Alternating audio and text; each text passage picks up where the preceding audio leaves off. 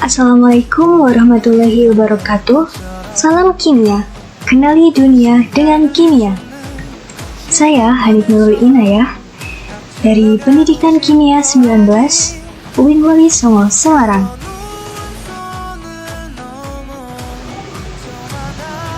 Nah, teman-teman semua, di sini kita akan membahas materi kelas 10 yaitu stoikiometri pada reaksi pembatas.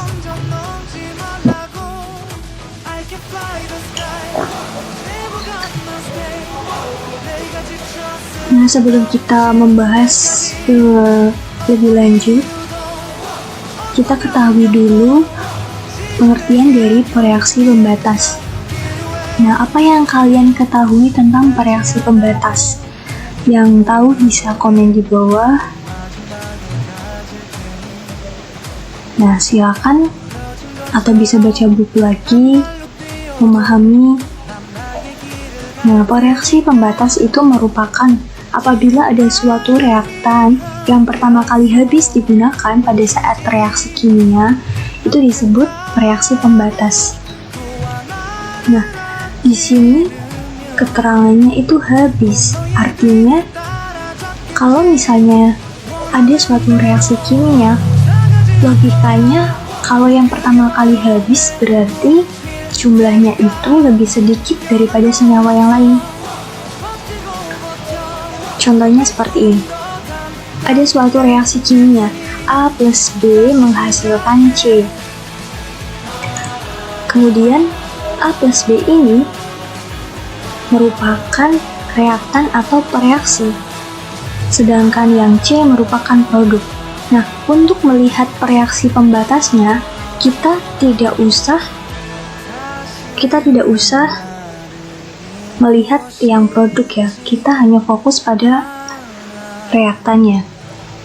Nah, apabila salah satu dari A plus B ini, salah satu dari senyawa ini, dia akan habis terlebih dahulu, maka itu disebut reaksi pembatas. Sedangkan yang lain, misalnya ada 3 senyawa, sedangkan reaksi lain itu disebut reaksi berlebih atau lawannya. Nah, kalau reaksi berlebih artinya dalam reaksi tersebut menghasilkan sisa senyawa. Sampai sini jelas? Diingat ya, kalau reaksi pembatas itu jumlah molnya itu lebih sedikit. Karena kalau misalnya bereaksi akan habis terlebih dahulu, pasti jumlahnya itu lebih sedikit dibandingkan senyawa lain. Analoginya seperti ini. Misalkan, di kelas kalian terdapat 36 siswa. Nah, yang 12 itu jumlah siswa laki-lakinya, sedangkan yang 14 adalah perempuan. Apabila misal ada suatu praktikum kimia, kemudian harus dipasangkan ya yang perempuan dengan yang laki-laki. Pasti ada 12 pasang. Nah, sisanya adalah sisa 2 perempuan. Maka, yang 2 perempuan itu merupakan reaksi sisa. Karena sisa, sedangkan yang pas, yang tadi, yang laki-laki, itu kan habis, tidak ada sisa kan? Itu disebut reaksi pembatas. Ibaratnya seperti itu. Lanjut. Nah, bagaimana sih cara menentukan reaksi pembatas? Cara yang pertama yaitu kalian harus menyetarakan persamaan reaksi kimianya. Jadi, jika suatu reaksi kimia itu belum setara, maka tidak bisa dihitung jumlah molnya. Karena rumusnya itu nanti cara penghitungannya itu dengan menghitung jumlah mol dibagi koefisien. Nanti akan dibahas lebih lanjut. Kemudian yang kedua, menentukan jumlah mol yang diketahui pada masing-masing reaksi. Jadi, setiap reaksinya itu ditentukan jumlah mol. Oleh karena itu, harus disamakan antara ruas kanan dan ruas kiri, sehingga menghasilkan perbandingan koefisien yang sama. Kemudian yang ketiga adalah jumlah mol masing-masing koefisien yang telah ditentukan dibagi dengan koefisien. Nah, untuk lebih jelasnya, perhatikan. Nah, coba perhatikan rumus berikut. Nah, apabila ada suatu reaksi kimia A plus B menghasilkan C, maka gimana sih cara mencari reaksi pembatasnya? Ada dua cara. Yang pertama dengan cara pemisalan. Jika A habis, maka B yang diperlukan adalah jumlah mol A dikali koefisien B dibagi koefisien A. Sedangkan jika B yang habis, maka A yang diperlukan yaitu jumlah mol B dikali koefisien A per koefisien B. Nah, nanti mol zat yang habis tersebut sebagai acuan ya untuk menentukan jumlah mol zat lain. Itu. Kemudian atau dengan cara yang lain. Dengan mencari mol per reaksi A sama dengan jumlah mol A dibagi koefisien A, atau mol per reaksi B sama dengan jumlah mol B dibagi koefisien B. Nah, hasilnya nanti dibandingkan mana yang jumlah molnya paling terkecil merupakan reaksi pembatas. Jelas ya?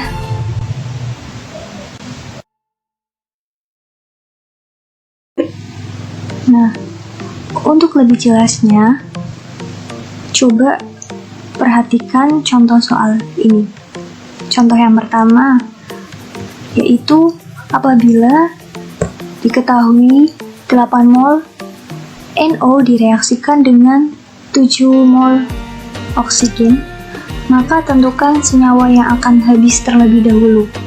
Kalau yang ditanyakan senyawa yang akan habis terlebih dahulu, artinya itu yang ditanyakan adalah mana reaksi pembatasnya dari reaksi kimia ini. 2NO plus O2 menghasilkan 2NO2.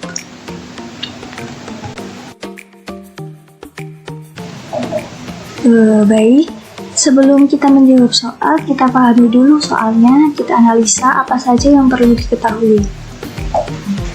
Dalam soal diketahui jumlah mol NO yaitu 8 mol, jumlah mol O2 yaitu 7 mol. Nah, yang ditanyakan apa? Senyawa yang akan habis terlebih dahulu. Artinya, berarti yang ditanyakan manakah reaksi pembatasnya. Kita gunakan cara yang pertama dulu. Ini reaksinya yaitu 2NO plus O2 menghasilkan 2NO2. Nah, analisa dulu apakah reaksinya sudah setara atau belum. Kita lihat di sebelah kiri ada 2N dan di sebelah kanan juga ada 2N, sama ya. Kemudian di sebelah kiri ada 4O dan di sebelah kanan juga ada 4O. Artinya reaksinya sudah setara. Kemudian kita gunakan cara yang pertama terlebih dahulu. Nah, kita misalkan jika reaksi NO habis, maka O2 yang diperlukan yaitu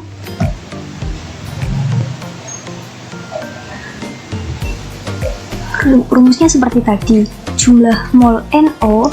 Nah, itu reaksi yang akan habis ya, dikali koefisien O2 dibagi koefisien NO. Berapa? Tadi mol NO-nya diketahui 8 mol dikali koefisien O2 1, terus dibagi koefisien NO yaitu 2. Hasilnya berapa? 8 sama 2 dicoret ya, terus NO-nya juga dicoret, sama dengan ada 4 mol O2. Kita lihat, di sini yang dihasilkan adalah 4 mol O2. Itu yang bereaksi. Sedangkan tadi yang diketahui adalah 7 mol O2 itu mula-mula reaksi.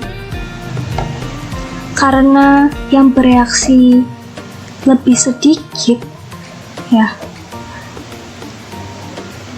maka dipastikan ini yang paling mungkin, karena jumlah mol O2 yang tersedia tadi adalah 7 mol, dengan catatan mol O2 ada sisa. Sampai sini paham nggak? Kalau mol O2 ada sisa, artinya itu NO habis.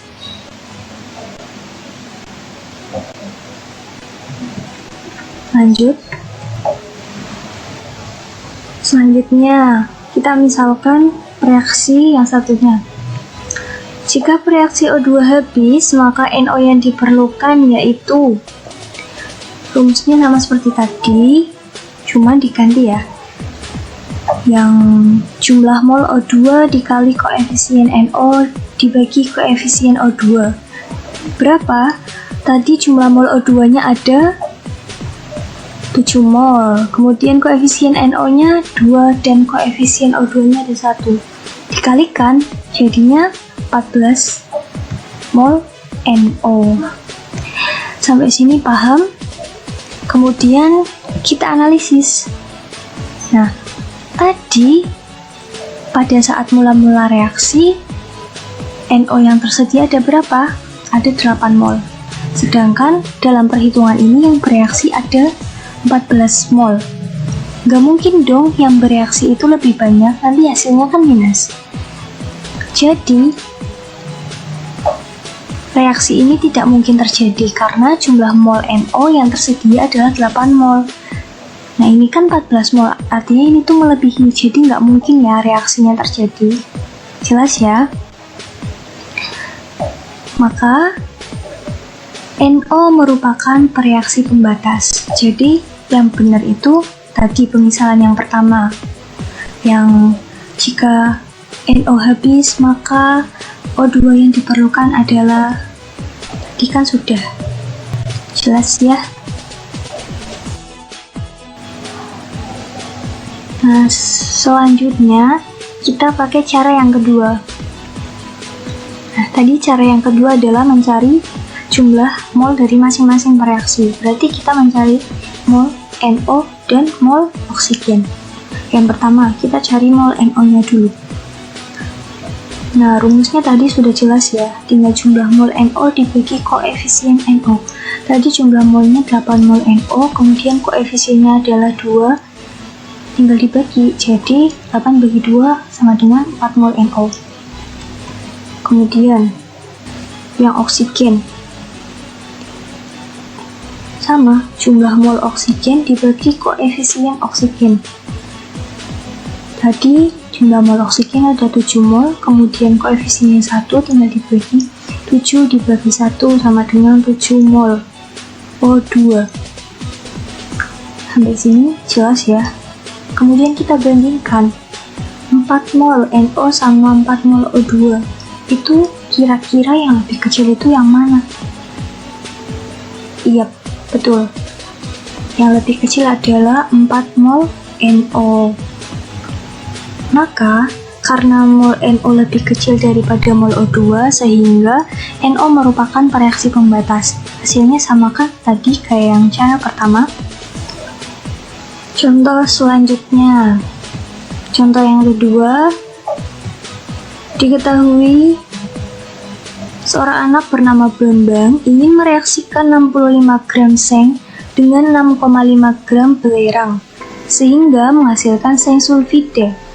Apabila ArZn 65 dan S32, maka tentukan A. Manakah reaktan yang akan habis terlebih dahulu? B. Manakah pereaksi sisa dan berapa gram sisanya? Yang C. Berapa gram produk yang terbentuk?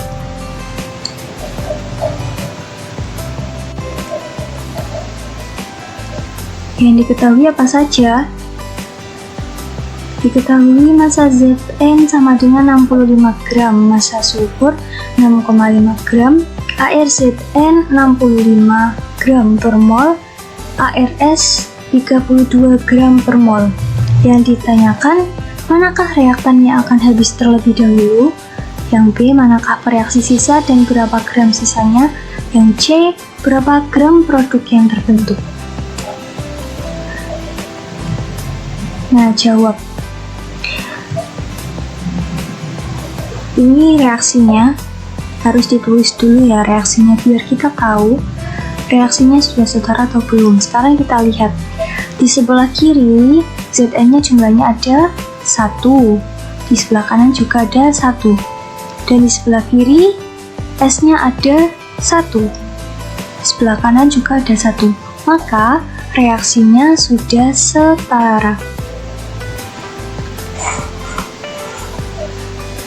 Untuk pertanyaan pertama, manakah reaktan yang akan habis terlebih dahulu? Artinya yang ditanyakan itu reaksi pembatasnya, jadi kita cari molnya. Ingat ya konsep mol, menggunakan rumus gram per massa molar. Di sini massa molar adalah AR-nya, karena pada reaksi itu merupakan unsur ya, sedangkan pada produknya itu senyawa, jadi massa molar itu bisa berupa MR atau AR. Berapa masanya? Masanya tadi Zn 65 gram dibagi 65 gram per mol. Nah teman-teman, biasakan kalau misalnya menghitung perhitungan kimia atau matematika atau fisika atau yang lain, biasakan satuannya diikutkan ya, karena satuan itu berpengaruh dalam perhitungan. Nah, kalau satuannya beda, hasilnya juga pastinya akan beda. Nah, masanya di situ sudah gram, karena AR-nya juga satuannya gram per mol. Maka berapa molnya?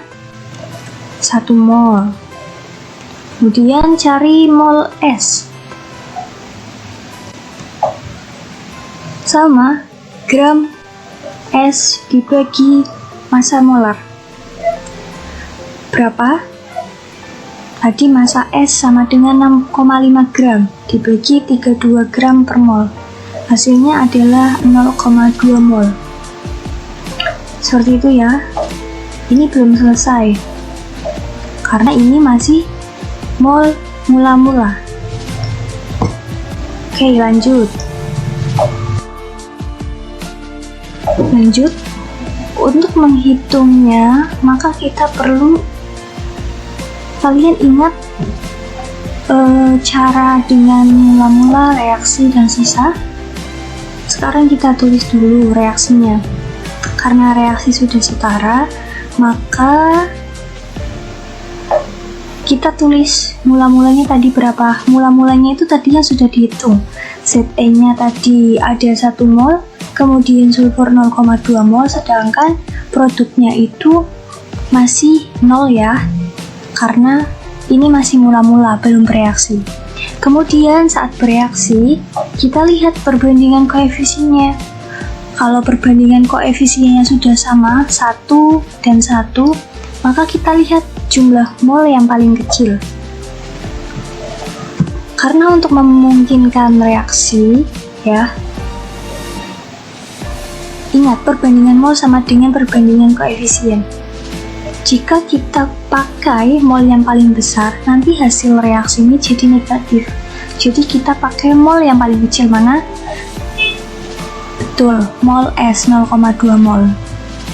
Jadi yang bereaksi adalah 0,2 mol Zn dan 0,2 mol S. Kenapa sama di sini? Kalian perhatikan, di situ koefisiennya sama. Artinya yang bereaksi juga akan sama. ZNS juga berapa? 0,2 mol, karena jumlah koefisiennya yang di depan itu loh, 1 Zn, 1 S, 1 ZNS, itu kan sama. Artinya yang bereaksi juga akan sama. Ingat, kalau di reaksi, untuk menghitung sisa reaksi itu dikurangi, sedangkan pada produk itu ditambahkan. Jelas ya? Oke, untuk menghitung sisanya, Zn sisanya berapa? 1 dikurangi 0,2 mol sama dengan 0,8 mol. sedangkan pada sulfur habis. Nah, pada ZNS itu ditambah karena produk.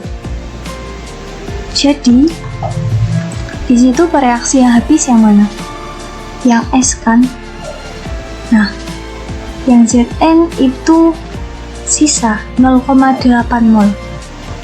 Maka,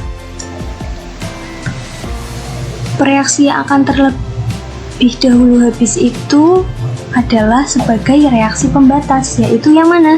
Yang S.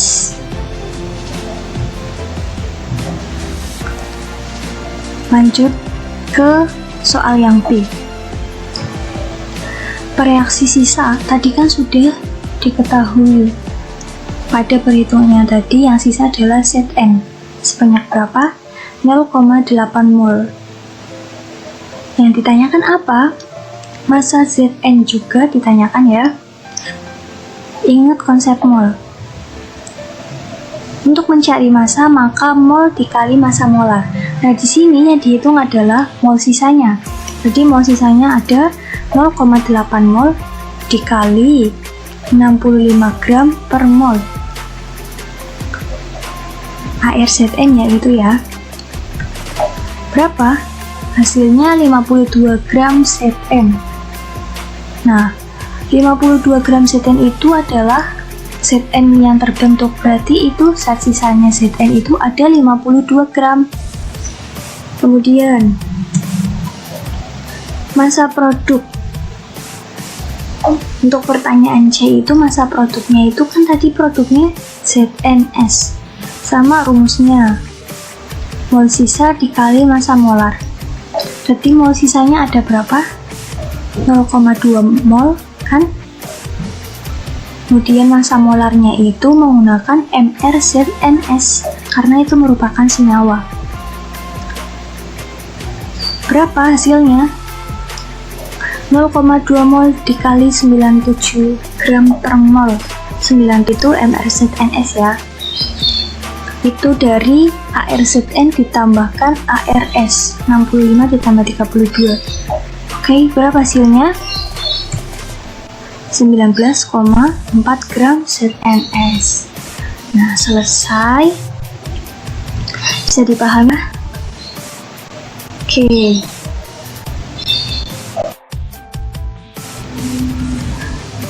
Oke, pada pembahasan kali ini saya cukupkan.